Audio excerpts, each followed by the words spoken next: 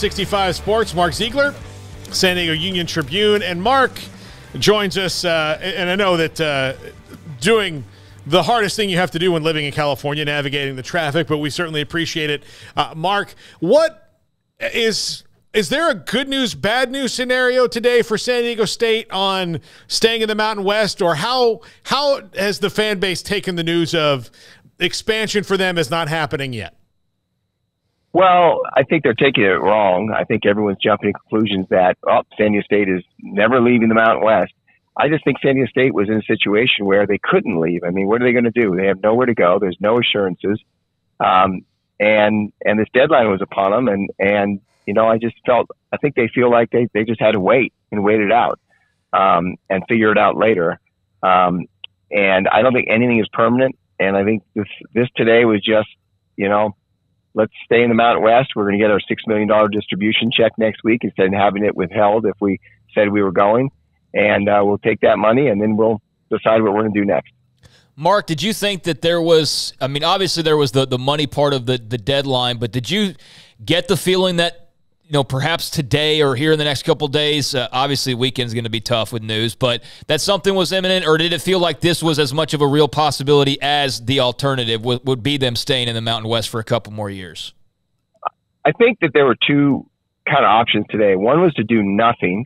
And we kind of wrote a story about that in today's paper saying, look, if we think you should just do nothing, because there's so much confusion going back and forth between the two conferences. Between the conference office and President De La Torre at San Diego State. San Diego State was said they took the position that they were still in the league, and the conference said, no, you're out. And so there was confusion there. They couldn't really sort it out at the conference level for at least another couple of weeks, because the presidents who make up the board are all over the world on vacation. They can't convene them even electronically. And so, you know, the play could have been, hey, let's just wait till the board meets and kind of forces our hand here, and we'll figure it out. The second option, I think, was what they did was just to clarify their position that they're still in the league, so they get a $6 million check when the distribution is cut next week. And the third option was to leave. And I just feel like they looked at what happened today. You know, the Pac-12 presidents met earlier today and were delivered sort of a framework of a deal, but no numbers, no particulars. And maybe something came out of that late meeting. Maybe they were told, look, this isn't looking real good. We might not expand. We can't give you any assurances. You probably should stay put for right now. And maybe they got some information there that led them to that decision, and away from the one of just jumping out of the league now. Mark, do you think that so when they decided to send the letter and get the extension, had they discussed anything substantial with the Pac-12 recently at that point, and they were taking, or were they just taking a shot in the dark to see what would happen? That was a shot in the dark, and it should never have been put in print. That was strictly, the deadline's coming up in 2 weeks. We're not going to have any answers from the Pac-12. They didn't have any answers from the Pac-12. They were no closer to leaving. There was nothing that had changed, but they're like, you know, maybe we can get an extension. Maybe they'll talk to us. Maybe they'll negotiate. And I think that the president probably should have just done that through back channels. She put it in writing, and because she put it in writing, now they kind of had to come with a letter today to clarify their position. If she had never written those letters, that first letter, then nothing would have happened today. They just would have remained in the conference. Do you think, and there are two worlds, right? There's the way things are portrayed, and the way things actually are, and you're giving us the way things actually are, which we appreciate.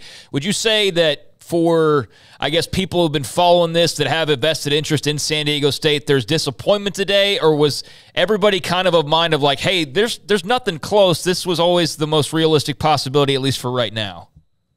I think it's the first, because, look, fans want out of this league, but fans aren't the ones having to balance the athletic department budget. Fans aren't the one having to risk not having anywhere to go. And so the emotional reaction is, let's get out of this conference. We think we're better than it. We want to be in the Pac-12. We want to be in a power conference. And so there's going to be disappointment there. I don't, maybe there'll be a few realistic fans that understand the realities and how the game is played. But nothing's final. They could still leave this summer, still negotiate some sort of settlement. And maybe they've done that. Maybe they've met with the Mountain West and said, look, we're going to stay for now. And if we do get an invitation in a month or 2 months, we'll figure something out. We'll pay $20 million instead of $34 million or something like that. So that could have happened as well. But fans aren't going to take it well. They've been waiting for this for 50 years, and they thought this was going to be the day, and it didn't happen. Mark, is it Pac-12 or bust in their minds right now, or do they feel like maybe the Big 12 would be an option at some point down the line? I mean, they certainly would entertain it because they're just basically looking for two things. They're looking for prestige, which the Pac-12 gives them both academically and athletically.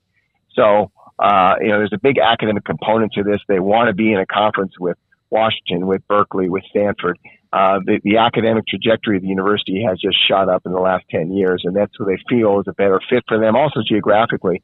But I think, at the end of the day, they're just trying to get to more money so they can grow their athletic department and grow their programs, not have to rely maybe on student fees and, institutional support, which is basically California state taxpayer dollars, as much. So, I think it's pretty much Pac-12 or bust. It just doesn't. I don't think it really fits the Big 12. You're sending softball teams to Morgantown, West Virginia, and a tennis team to Orlando, and a volleyball team to Lubbock, Texas. I mean, those places are really hard to get to from San Diego, and they're not going to charter all these smaller sports. And the student athlete experience just would be awful, I think, for pretty much everybody except for maybe football. So, Mark, just kind of resetting the deck chairs here. They're not going to move. What does this mean in terms of are they looking at a couple more years in the Mountain West? And as best you understand it, kind of, what's to look out for, I guess, moving forward from the whole will they, won't they have an opportunity standpoint? That's a really good question. I think the best answer for that is they're staying in the Mountain West, ... for now. Okay. And people need to understand it. It's for now. They're going to wait and see what happens to the Pac-12. The Pac-12 presidents apparently said we'll get more details by Media Day, which is July 21st, but there might not be any finality by then. So they're just going to have to wait this out. And then they'll have two decisions. If they do get an invitation from the Pac-12, assuming it stays together, assuming they decide to expand, which they may not, you don't know. But let's just say for the sake of argument, they get an invitation. Now they have a decision. Do we leave the Mountain West with less than a year's notice and face a $34 million exit fee? Or do we tell the Pac-12, look, can you wait for us an extra year? And the Pac-12 says, sure, we can wait an extra year. And they go in 25-26 instead of 24-25. I think those would be the two options if they get an invitation. If the Pac-12 implodes, I mean, no harm, no foul. Then they're very happy that they stayed because they would have had nowhere to go.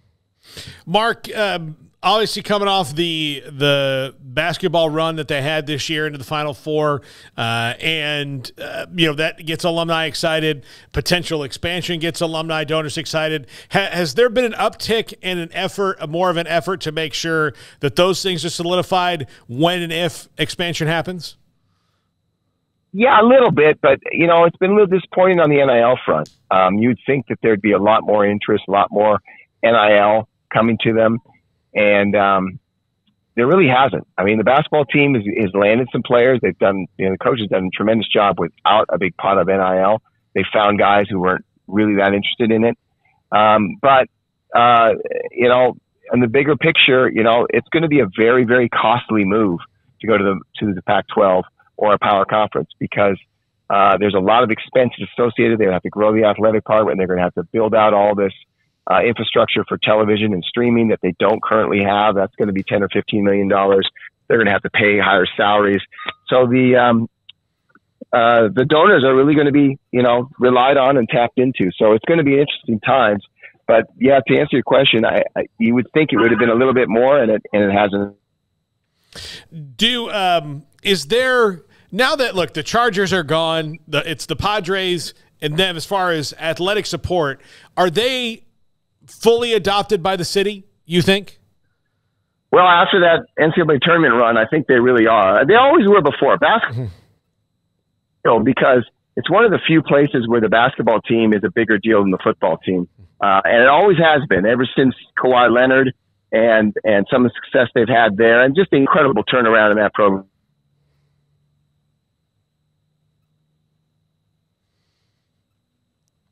Yeah, I think we lost him. He's in traffic. But that was my last question anyway for Mark. Garrett, if you can just tell him, that Thank you. But yeah, so we can wrap that up because that was the last question. But yeah, they're. Do we need to clean it up for the TV version? Do you want to? Yeah, see if we. Good idea. Thank you, Craig.